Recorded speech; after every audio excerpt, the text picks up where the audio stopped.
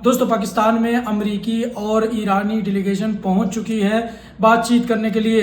America की तरफ से अमेरिकी वाइस प्रेसिडेंट जेडी वांस पहुंचे हुए हैं और जो विटकोफ हैं और डोनाल्ड ट्रंप के दामाद भी वहां पहुंचे हुए हैं नेगोशिएशन की बातचीत करने के लिए। ईरान की तरफ से बात करें तो ईरान की तरफ से ईरान के पार्लियामेंट के स्पोक पर्सन बालिगाब भी वहां पे पहुंचे हुए हैं और ईरान के विदेश मंत्री अब्बास अरागची भी पहुंचे हुए हैं और भी कई सारे लोग इसमें शामिल हैं। दोस्तों, ये मीटिंग आज होगी और देखने वाली बात होगी कि इस मीटिंग के अंदर क्या रिजल्ट निकल के आता है। क्या ये दोनों देश एक दूसरे के पॉइंट पे एग्री करते हैं कि नहीं करते, ये कल पता चल जाएगा। दोस्तों यूके बड़ा प्लान बना रहा है। यूके स्टेट ऑफ हार्मूज के रास्ते को खुलवाने के लिए 30 देशों का गठबंधन बना रहा है।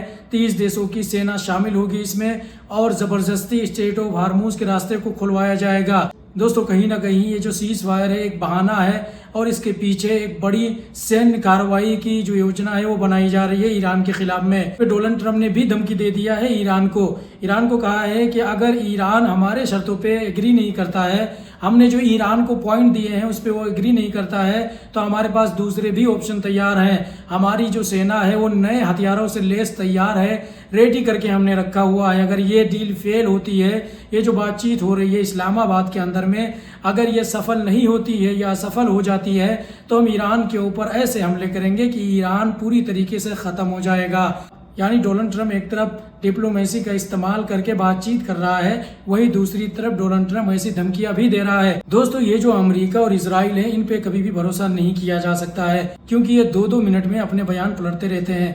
जब आप सीज फायर की बात कर रहे हो, शांति की बात कर रहे हो, तो सिर्फ आप शांति की ही बात करो। ईरान की तरफ से ऐसा नहीं कहा जा रहा है कि हम अमेरिका को ये कर देंगे वो कर देंगे। ईरान की तरफ से ये कहा जा रहा है कि हम रेडी हैं हर चीज़ के लिए, हर उस सिचुएशन से निपटने के लिए तैयार हैं अगर ये डील फेल होती है।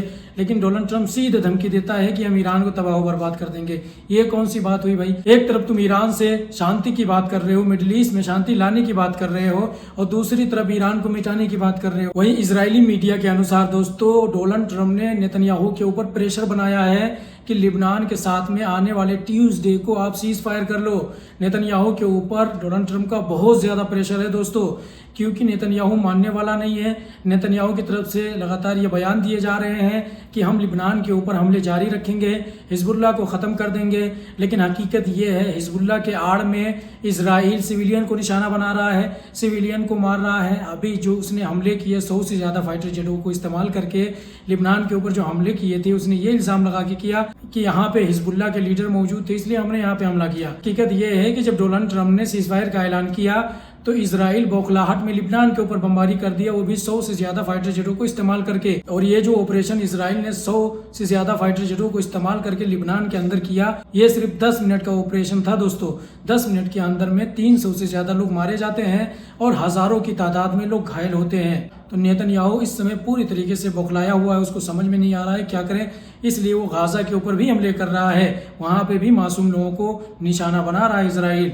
अभी डोनाल्ड ट्रंप का बहुत ज्यादा प्रेशर है नेतन्याहू के ऊपर सीज फायर को लेके। तो दोस्तों, भारत ने रिलायंस कंपनी को इजाजत दे दी है ईरान के उन 4 ऑयल टैंकरों को भारत के पोर्ट पे ठहरने के लिए, क्योंकि ये जो 4 ऑयल टैंकर है दोस्तों, इस पे अमेरिका ने प्रतिबंध लगाया था। इसलिए कोई भी देश उन ईरानी टैंकरों को अपने देश के पोर्ट पे ठहरने के लिए इजाज़त नहीं दे सकते थे, क्योंकि आप लोगों को पता है कि अमेरिका ने कुछ दिनों पहले ईरान के उन तमाम प्रतिबंधों को हटा दिया था। अब कोई भी देश ईरान से तेल खरीद सकता था।